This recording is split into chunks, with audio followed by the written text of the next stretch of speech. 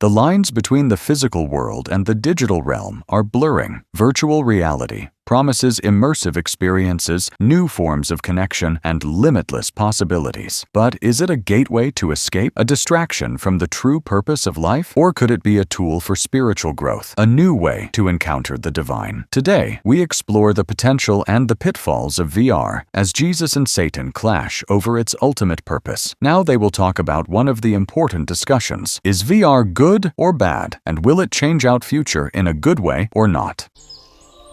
Welcome, my friends. Today, we explore a new frontier, a realm of limitless possibilities, virtual reality. I see within it the potential for connection, for learning, and for creativity. But we must tread carefully, ensuring that it serves to uplift and unite, not to isolate and distract. Distract, uplift. Look closer, Jesus. It's about control.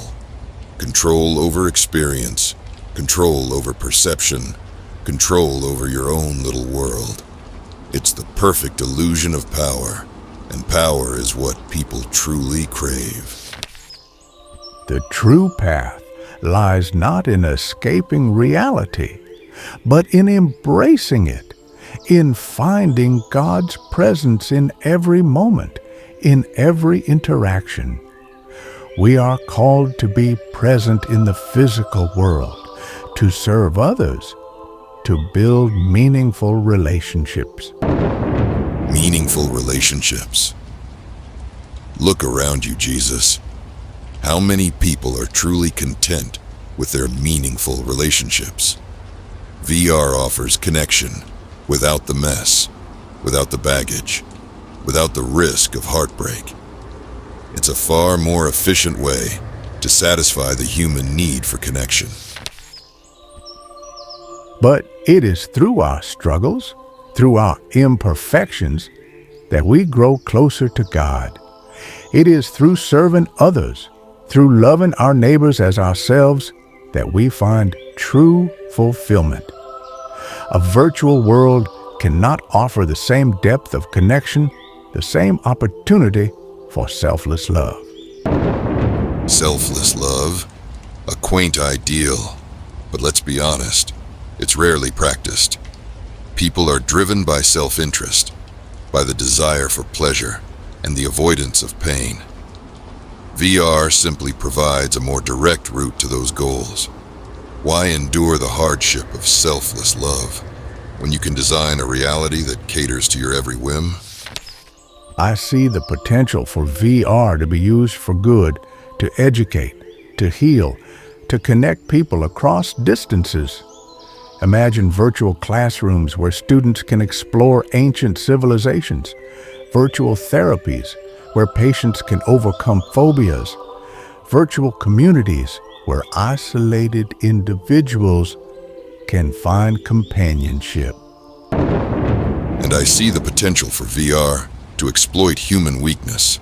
Imagine virtual addictions that drain people's resources, virtual fantasies that blur the lines between right and wrong, virtual echo chambers that reinforce biases and sow division. The potential for manipulation is staggering. That is why we must be vigilant, my friends. We must ensure that VR is used ethically, responsibly, and with a focus on serving the greater good.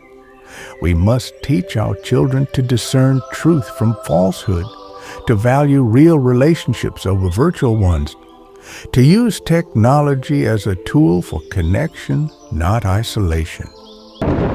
Teach children to resist temptation. Good luck with that. The human desire for novelty, for excitement, for escape is too powerful. VR will offer experiences far more compelling than anything reality can provide, and people will naturally gravitate towards them.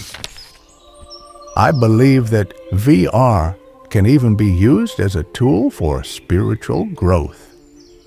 Imagine virtual retreats where people can meditate in serene environments, virtual pilgrimages where people can explore holy sites, virtual communities where people can connect with others who share their faith.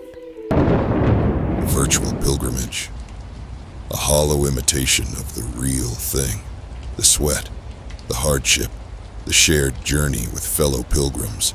Those are the things that forge true spiritual connection. You can't simulate enlightenment with a headset. Perhaps not directly, but VR can serve as a gateway, a stepping stone to a deeper understanding of faith. It can spark curiosity, inspire reflection, and connect people with resources that can guide them on their spiritual journey. Or it can become a substitute for genuine spiritual seeking, a comfortable illusion that prevents people from confronting the difficult questions and making the difficult choices that are necessary for true growth. Why wrestle with faith when you can simply design a virtual heaven that suits your preferences? The key is discernment, my friends. We must use VR with intention, with awareness, and with a commitment to seeking truth and serving others.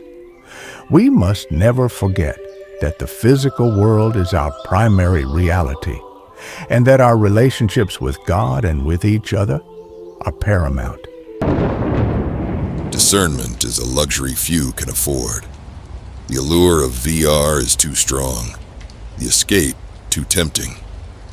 People will gradually lose touch with reality, becoming more and more dependent on the virtual world for their happiness and fulfillment. I have faith in humanity, Satan.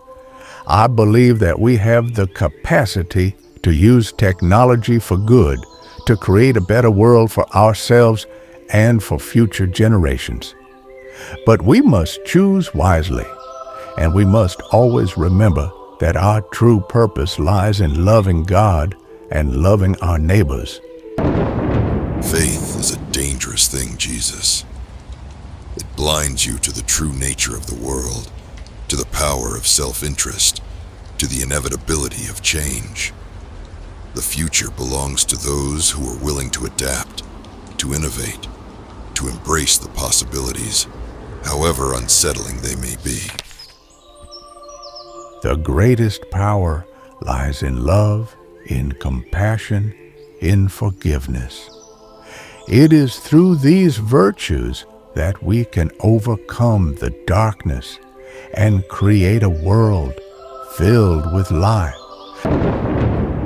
Love, compassion, forgiveness, admirable sentiments, but ultimately ineffective. The world is a battlefield, Jesus, and only the strong survive. VR offers the opportunity to become stronger, more powerful, more in control, and that, my friend, is an offer few can resist. The debate continues. Is virtual reality a path to escape or a portal to enlightenment? The answer, perhaps, lies within each of us. How will you choose to use this powerful technology? Will you seek connection or isolation, truth or illusion, love or power? The choice is yours.